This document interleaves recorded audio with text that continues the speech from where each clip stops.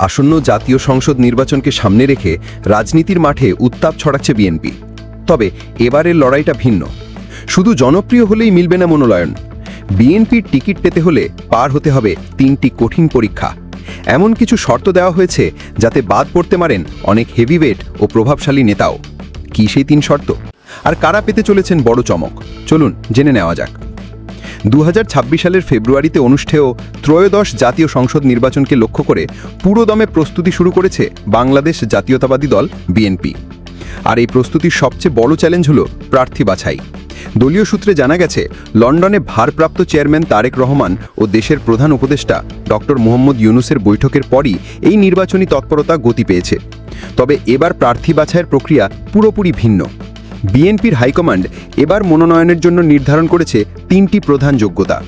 1. ত্যাগ ও সংগ্রাম। গণতন্ত্রের পুনরুদ্ধারের আন্দোলনে যিনি দলের জন্য সবচেয়ে বেশি ত্যাগ স্বীকার করেছেন, জেল জুলুম সহ্য করেছেন, তিনিই পাবেন অগ্রাধিকার। 2. সততা ও সুনাম। ক্যান্ডিডেটকে হতে হবে সব ধরনের দুর্নীতির ঊর্ধ্বে, নিজ এলাকায় তার পরিচিতি থাকতে হবে একজন সৎ ও ভালো মানুষ হিসেবে। এবং 3. জনপ্রিয়তা।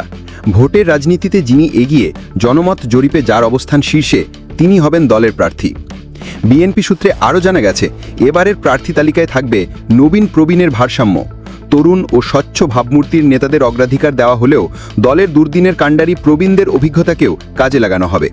এমনকি শহীদ রাষ্ট্রপতি জিয়াউর রহমানের পরিবারের এক বা একাধিক সদস্যকেও দেখা যেতে পারে ভোটের মাঠে।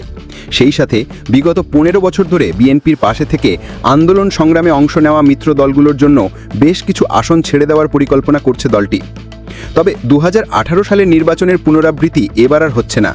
ওই নির্বাচনে একটি আসনে একাধিক প্রার্থীকে চিঠি দিয়ে যে কৌশলগত ভুল হয়েছিল, তা থেকে শিক্ষা নিয়েছে বিএনপি। বিএনপির স্থায়ী কমিটির সদস্য সালাহুদ্দিন আহমদ নিশ্চিত করেছেন, এবার প্রতি আসনে প্রার্থী হবেন একজনই, কোনো ডামি বা বিকল্প প্রার্থী থাকবে না। কিন্তু কে হবেন সেই একক প্রার্থী? কিভাবে বাছাই করা হবে তাকে? এই কঠিন কাজটি করতে বিএনপির ভারপ্রাপ্ত চেয়ারম্যান তারেক রহমান ব্যক্তিগতভাবে তদারকি করছেন। ইতোমধ্যে একাধিক জরিপ সম্পন্ন হয়েছে, আরও জরিপ চলছে। বিএনপির স্থায়ী কমিটির সদস্য মেজর অবসরপ্রাপ্ত হাফিজ উদ্দিন আহমদ বলেন, দলের প্রতি ত্যাগী, নিঃস্বার্থ এবং দুর্দিনের সঙ্গীরাই মূল্যায়িত হবেন। আর এখানেই অপেক্ষা করছে সবচেয়ে বড় চমক। বিএনপির শীর্ষ নেতারা বলছেন, এবারের প্রার্থী তালিকা দেখে চমকে যাবেন অনেকে।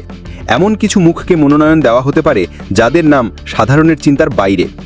এর মানে হলো, অনেক প্রভাবশালী, পরিচিত এবং সিনিয়র নেতা যাদের বিরুদ্ধে গত কয়েক বছরে নানা অভিযোগ উঠেছে বা যারা মাঠে নিষ্ক্রিয় ছিলেন, তারা এবার মনোনয়নের দৌড় থেকে ছিটকে পড়তে পারেন।